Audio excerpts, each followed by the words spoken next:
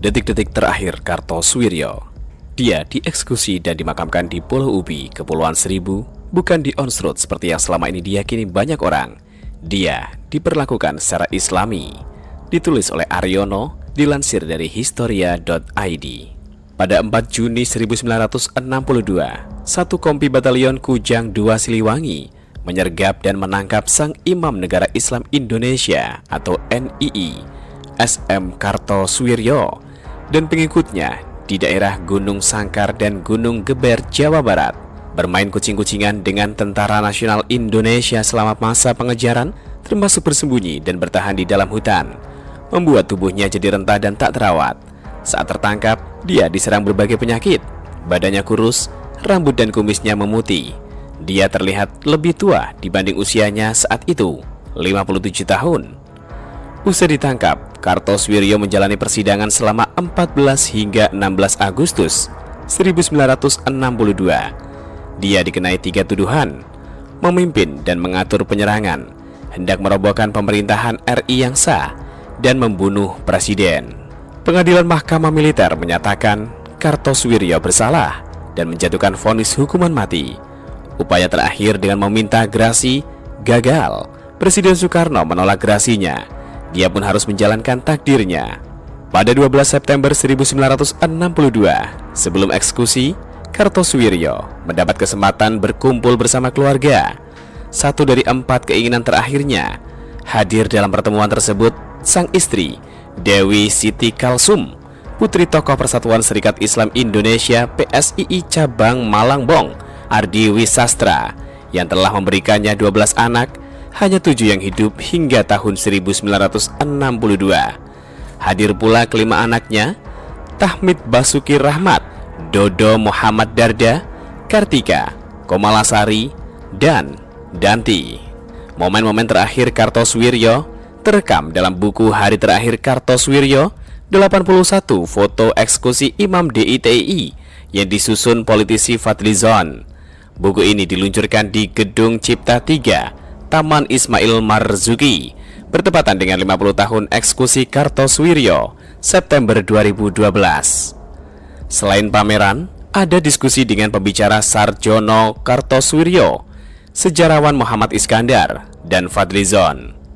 Sekar Maji Marijan Kartosoewirjo lahir di Cepu pada 1902 dari keluarga seorang mantri candu. Dia mengenyam pendidikan sekolah Allah Barat, bahkan sempat berkuliah di Netherlands Indies Arts School atau Sekolah Dokter Hindia Belanda di Surabaya, meski hanya selama 4 tahun. Dianggap terlibat gerakan politik karena bergabung dengan Jong Java. Dia dikeluarkan.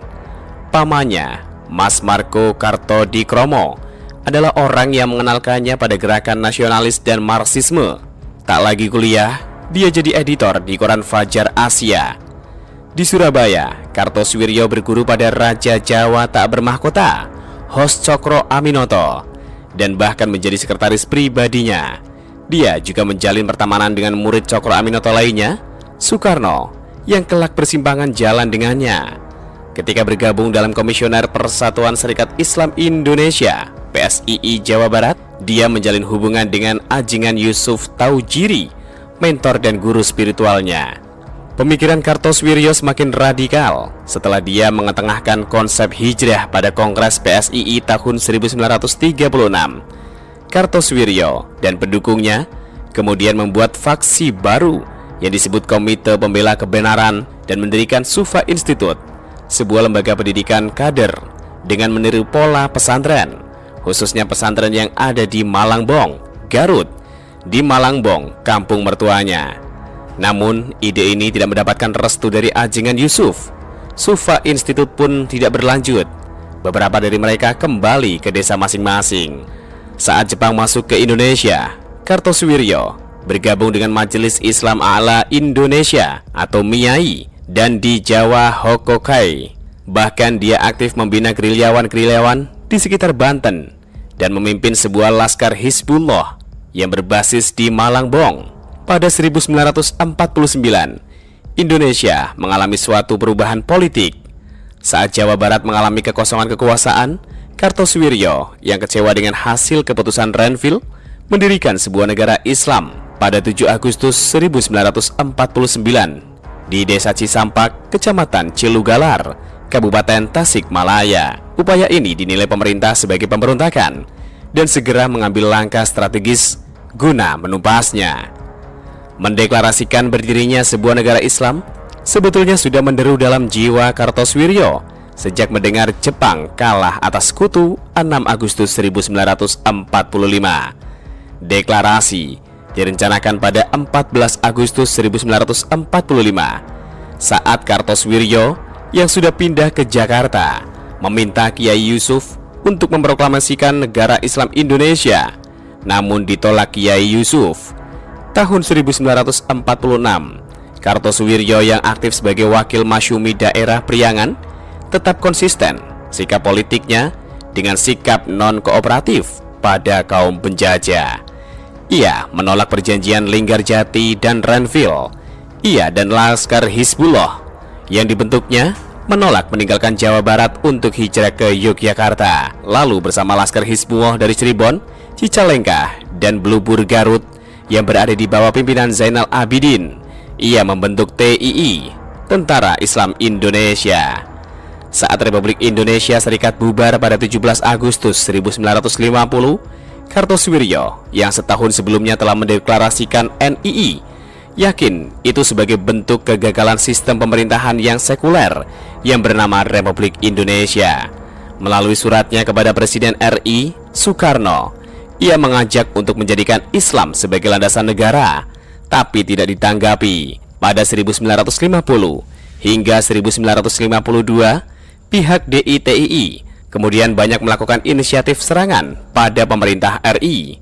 Kota-kota atau pos polisi diserang tidak hanya malam, tapi juga siang hari.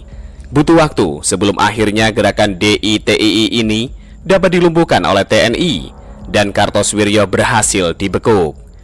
Kartosoewirjo mengenakan kemeja lengan panjang dan sarung kotak-kotak. Sebatang rokok tak pernah lepas dari himpitan jemarinya. Di pertemuan itu, dia dan keluarga bersantap siang bila sang istri dan anak-anaknya melahap menu daging rendang khas masakan Padang yang disajikan.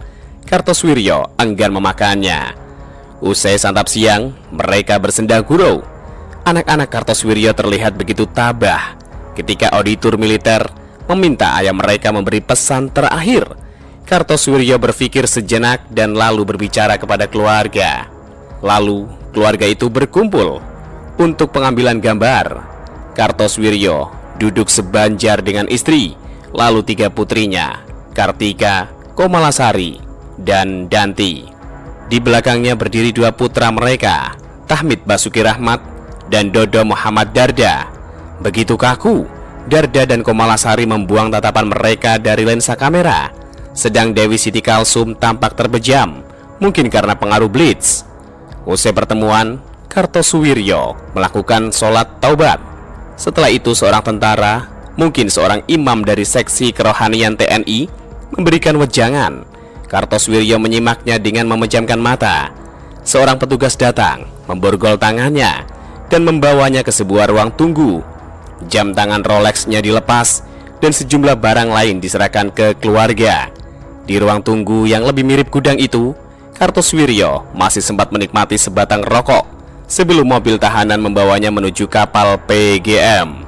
Di atas kapal PGM, Kartosoewirjo berbaring di ranjang, kepalanya diganjal bantal. Seorang petugas dengan baret duduk di sisi ranjangnya. Di ujung ranjang ada 2 petugas bersenjata. Kartosoewirjo menatap langit-langit. Dia mengatupkan 2 tangannya yang terborgol dan menaruhnya di atas perut. Tak lama, dia dibawa petugas untuk pindah ke kapal LCM, kapal yang membawa dirinya ke Pulau Ubi, Kepulauan Seribu, tempat dia dieksekusi dan dimakamkan. Selain itu, foto ini menepis kabar tak sedap yang menyebutkan kalau Kartosoewirjo diperlakukan secara tak islami ketika dieksekusi mati.